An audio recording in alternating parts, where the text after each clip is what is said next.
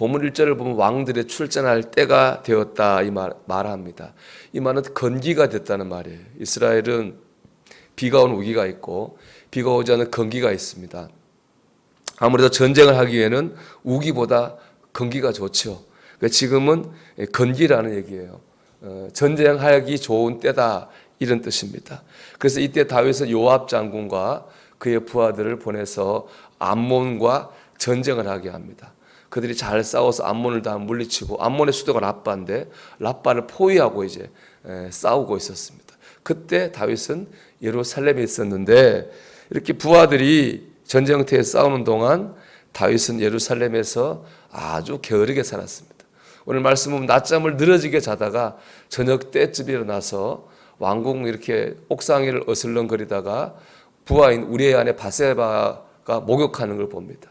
욕정을 이기지 못하고 불륜을 행하게 되고 그 결과 바세바가 임신을 하게 됩니다. 다윗은 우리아를 전쟁터인 우리아를 특별 휴가를 줘서 오게 하고 집으로 들어가게 해요. 자기의 불륜 사실을 숨기기 위해서입니다. 하지만 우리아는 자신의 동료와 부하들이 전쟁터에 싸우고 있는데 나만 집에 가서 편하게 잘 수 없다. 그래서 집으로 가지 않아요. 사실 다윗이 가져야 될 자세가 바로 우리아의 자세죠. 사실은 다윗과 우리아 자세가 딱 비교되죠.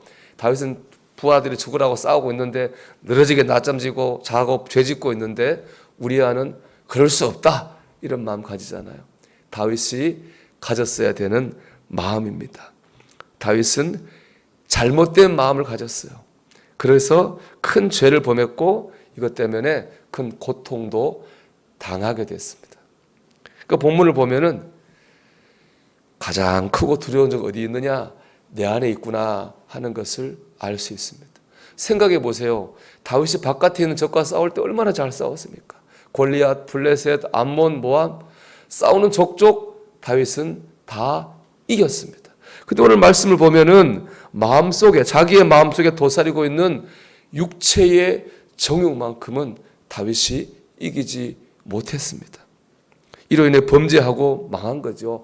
용사 중에 용사 다윗도 자기 안에 있는 이 내부의 적에 대해서만큼은 너무나 무력했습니다. 여러분 가장 큰 적은 다른 데 있는 게 아니에요. 내 안에 있습니다. 우리가 누구 때문에 망하고 무엇 때문에 망한 게 아닙니다.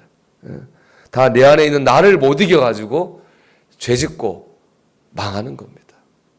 잠언 4장 23절은 말하죠. 모든 지킬 만한 것 중에 더욱 내 마음을 지켜라.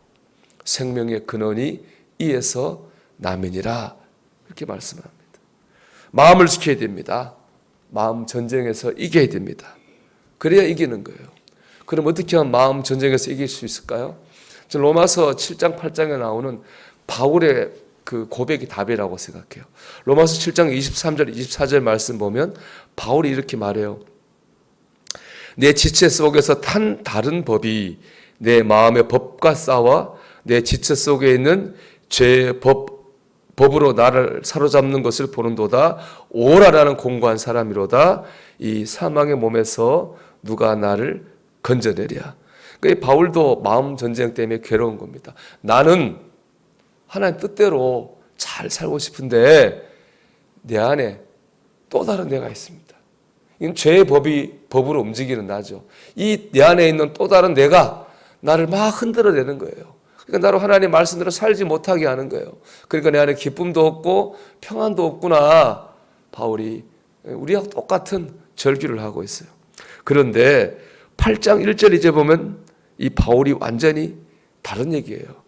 1절 말씀 보면 그러므로 이제 그리스도 예수 안에 있는 자에게는 결코 정죄함이 없나니 이는 그리스도 예수 안에 있는 생명의 성령의 법이 죄와 사망의 법에서 너를 해방하였습니다. 사도 바울이 마음 전쟁에서 이겼어요. 어떻게 이겼어요? 바울이 이겼어요? 아니요. 예수 안에 있는 생명의 성령의 법이 내 안에 있는 죄와 사망의 법을 이겼다는 거예요. 내가 이긴 게 아니에요. 성령이 이기셨어요.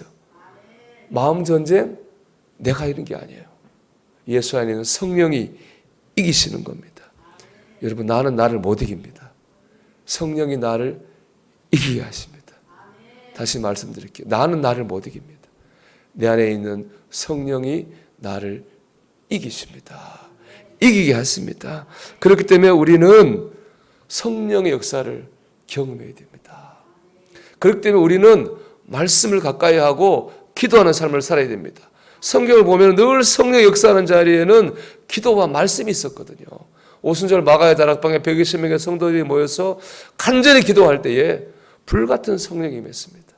사도행전 10장에 보면 고넬료 가정에 베드로가 말씀을 전할 때 그 말씀 듣는 모든 사람들에게 성령이 임하시니라 그렇게 말했거든요. 늘 성령이 임하는 자리에는 말씀과 기도가 있었어요. 여러분 우리가 오늘 한 날 말씀을 가까이 하고 기도해야 될 이유가 여기 있습니다. 오늘 이런저런 일로 바쁘죠. 마음도 바쁘고 몸도 바쁘지만 그럼에도 불구하고 우리가 말씀과 기도를 가까이 해야 됩니다. 그럴 때 성령이 역사하시고 그럴 때 내가 내 삶의 마음 전쟁에서 이기기 때문에 그렇습니다. 여러분 가장 큰 적은 내 안에 있습니다. 우리가 오늘 이 마음 속에서 이기면 이기는 겁니다. 성령이 역사하셔야 됩니다. 오늘도 말씀과 기도를 의지하는 가운데에 이 마음 전쟁에서 승리하는 저와 여러분이 되기를 주의 이름으로 축원합니다.